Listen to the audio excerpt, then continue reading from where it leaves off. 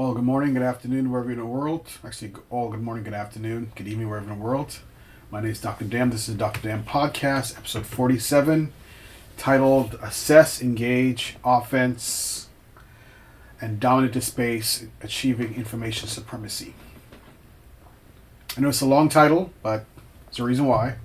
I'll talk about it in the next 20 minutes, but I think it's good to have a baseline of why I've decided to create this small group set of words to ensure we have an understanding of the environment we're operating in. So, we are here in a new age. You can define what age you want to call it. I started with calling it the age of misinformation and disinformation, and the age of soul corruption of our society. As you all know, this is the Society Podcast, the Mom Pod Podcast, and I focus a lot on how we can make a better society going forward. From my perspective, we have a significant lack of truthfulness that flows through our society. We have leaders who choose to express themselves in a manner that supports falsehoods and lies over positive character, integrity, honesty, and candor. It's happening across the globe. It's happening here in the United States. And it's all part of something what I call, I know this called, not the originator of this idea, it's called a flood the zone strategy. Flood the zone strategy is designed to assault your senses, actually assault the body politic, overwhelm people's senses, disorient them because there's a lot of information coming that is sometimes factual, sometimes is erroneous, and you can't tell. It's a flood. So you are disoriented. You don't know what to address. And that leads to paralysis, because if you're stuck in the zone and you really don't know what to address, you become paralyzed. And then when you become paralyzed, you shut down, and that leads to passivity. And by when you enter the state of passivity, you said, nothing matters, whatever I do don't really matter, so I'm going to disengage. And that becomes the period of disengagement, which is where the flood the zone strategy eventually ends up if it's successful. So it's assault, overwhelm, disorient, paralyze, leading to passivity and disengagement. That's where the flood the zone strategy is structured. It's been tried by dictators successfully in places like Russia, where you have false flag operations, truthful operations, different events, and the people are discombobulated. They don't know what's going on, and the objective truth becomes something that doesn't exist, and they basically shut down and they allow authoritarian rule. You can see these things creep in here in the United States and other parts of the globe. That's why I myself, when I respond to anything, I like to respond over and over again. And that's part of what I call assess an issue, engage on the issue by understanding it, its framing, and how its impact is. Go on the offense in terms of correcting information, correcting disinformation, misinformation, and intending to influence and dominate the space. What I mean by dominate the space is the fact that your ideas are creeping to the top over the erroneous and non-factual and alternative facts that are out there. So you're basically starting to win at blocking the flood the zone strategy. And once that is done, you achieve information supremacy, where the truth, the objective truth, is the reality, not the alternative facts that cause disassociation from the real world. Now, I've laid it out in the first 5 minutes what this is about. So for the next 15 minutes, I'll just talk about some esoteric topics in regards to the situation. But I'll talk about a little background. When I was younger, I lived in a space where indoctrination was part of my life, and I accepted things for what they were because I was told this is what it was. And, and when you're going through military service, it's reality. You start to inculcate the values. One thing I inculcated very well is that integrity matters. Character matters. And I said this in previous podcasts. And for the military, when they're assessing you for bringing in, they want to ensure the fact that this person is the right fit for the organization. And when they're engaging you, they're basically deconstructing you, saying, hey, this person will do X, Y, and Z in the future, and so forth. And then they go on the offense against you, which means that, not in a bad way, they start pushing you towards the end state they think you can achieve. And they're empowering you. And they're influencing your mindset that, hey, I can achieve something great. I can be the best you can be. That Army motto, be all you can be, is one of the best mottos ever created. Because it influences folks and allows you to become the person you ought to be in terms of service or in terms of society, and helps you to dominate a certain space. Your presence become overwhelming. Things that would normally knock over someone else would not knock you over because you have that kind of perspective, that kind of verve. And then at some point in time, you achieve what they call information supremacy. It means the fact that your intellect is beyond compare, because you can assess, you can assess, critically analyze, and critically think through processes and things and events in a manner that is a challenge to others based on the fact they have not gone through that training. And with that kind of understanding, you have elevated yourself to a different plane. And that is what is necessary to combat the flood the zone strategy. As I said, the flood the zone strategy is assault, overwhelm, disorient, paralyze, leading to passivity and disengagement. If someone is sending constant blast information your way, like 400 stories in one day, you're going to shut down. Perfect example. If you live in a 2D world, your mind can process at a certain pace. Maybe it's a slow pace, maybe it's a fast pace, or whatever. But it's processing, so it's adjusting. It's okay, this is cool, I can do this. If you go to a 3D world, that's a higher order of magnitude, and your mind is not, if it's not at that level, your mind starts to shut down. That is the flood the zone strategy. And then when you go to 4D level, you're now in a space where it's going to basically cause you to disengage, because you've jumped from level 2 to level 4, and those levels are not equal. Level 2 is here, level 3 is here, and level 4 is all the way up there. So the order of magnitude is so great that your mind cannot comprehend the difference. And that's how flood the zone strategy works. Now, as I said before, in order to understand that, you've got to assess what's going on. Then you have to engage on what you've assessed. And then you have to go on the offense through a targeted strategies. And hopefully your strategies can influence the environment in a positive manner that shifts that level 4 down back to level 2, where everyone can be in the game, fighting the good fight in a positive way, fighting a good fight in terms of ideas, truthful ideas towards the negative ideas that are put out there, the negative stories that are put out there. And you begin to dominate the space.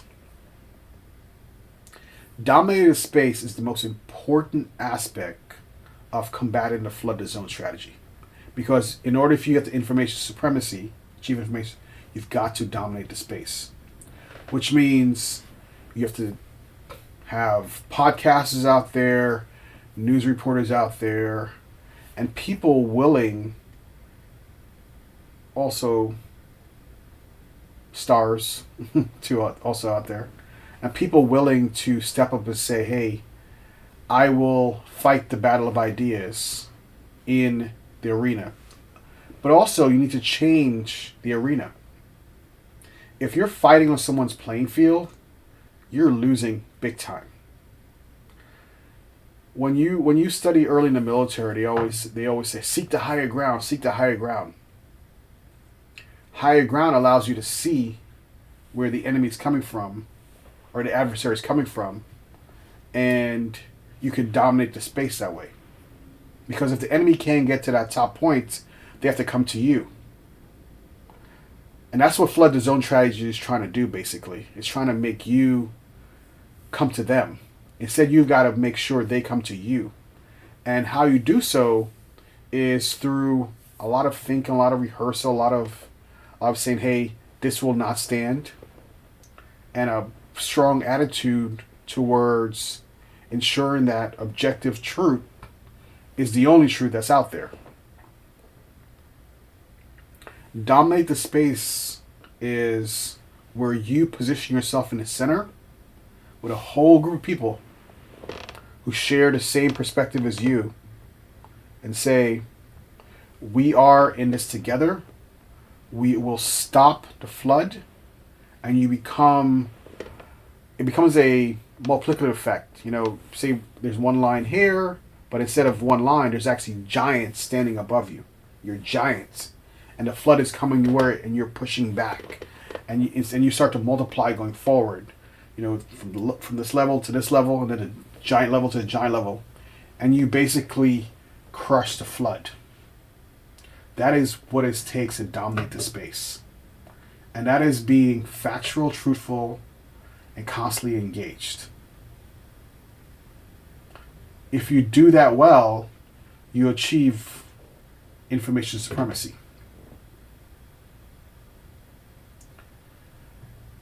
In the military, and even in the corporate, they always talk about market share. I'm sorry, in corporate they talk about market share.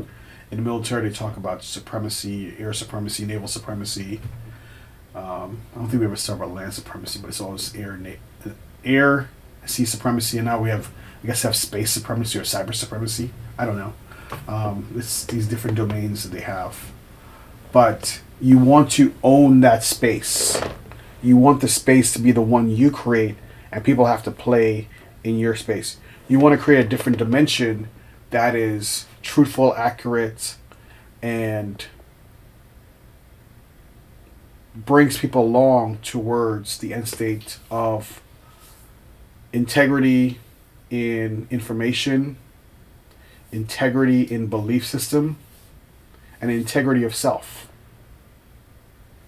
Now switching back to the corporate side.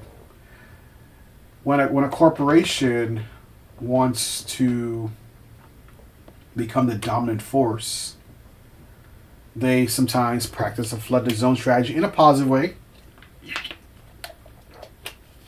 Flood the zone strategy doesn't have to be necessarily negative. It's all about the intent of the actor. And it's like magic. It's like a weapon. A sword. A sword is not necessarily bad, but until someone does something bad with it, it becomes a sword. I mean, a bad sword. Bad sword. Or if somebody does something good with it by stopping somebody from doing something bad, it becomes a good sword and stuff like that.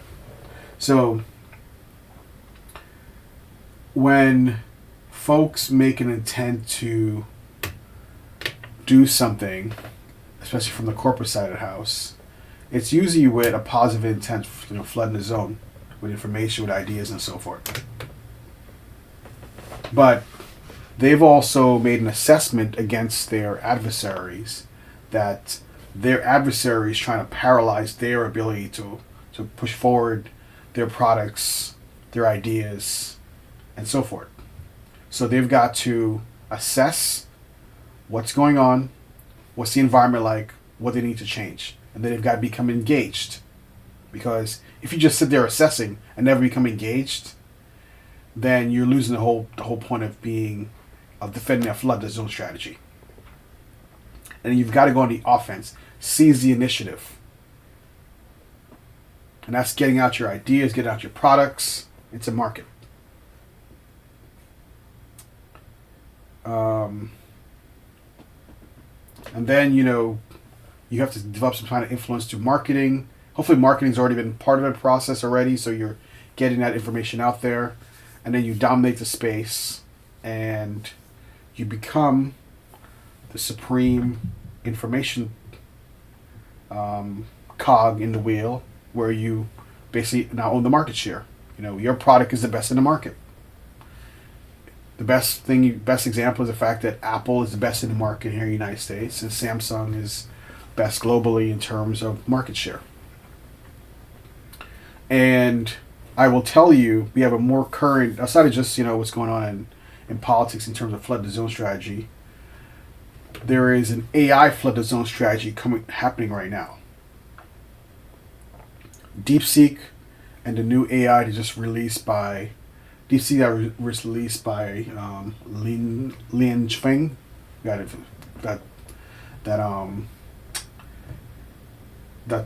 It's released by a firm that does venture capital, DeepSeek, and now Alibaba has released their own AI platform that says it's more powerful than DeepSeek. So the Chinese right now are assaulting the American AI space that was dominant by the Americans. They're trying to overwhelm. They're saying, hey, we've been able to do X, Y, and Z on a cheaper, with cheaper resourcing than you all Americans who've been spending billions of dollars. We spent $5.6 million to create DeepSeek AI, and I'm sure Alibaba will claim something else of the same caliber. Of course, they would not say the fact that they likely have appropriate IP from American firms to accelerate their own innovation. But that's neither here nor there. Actually, it is either. That's how a flood zone strategy works. You basically use deception operations to get to the end state you want to go to. So, Americans now in the AI side are overwhelmed. They're disoriented. Disoriented, like, oh my God, what's going on? What went wrong? We invested all this money. We're looking to invest all this money, and bang, we're now caught flat-footed, and they freeze. They're like, what's going on? And they begin paralyzed, and the Chinese want you to go into a passive state and become disengaged. The great thing about the fact that the AI race right now is that there's a lot of money to be made, so there's no way Silicon Valley, United States is going to go into a passive state and become disengaged, because there's billions, trillions to be made in the AI space. And there's a lot of stakeholders out there that's going to want their money invested properly towards tripling their cash flows and their reserves. So what the strategy is going to be for AI companies like OpenAI, Microsoft, Elon Musk company, Google, whatever, NVIDIA that produces the chips and so forth, they're going to have to assess the landscape that's newly in place upon them. And I know, from what I saw in reporting, I know Facebook has basically created a super team to see what went sideways and so forth. I'm sure other industry juggernauts are doing the same thing also too. And they're going to have to engage temporarily in the space that the Chinese created. But then they're going to have to go on the offense to create a new space, a new dynamism where their protocols, their systems, their AI systems, their technologies are more advanced than DeepSeek AI. But also they may have to do what DeepSeek AI did, release their source code or release or make it public to ensure the fact that they become the dominant protocol in the world. Because if you just keep it private, that means that people are going to build their systems off the Chinese systems, and that's not a good place to be because you'll still be playing the field of the Chinese.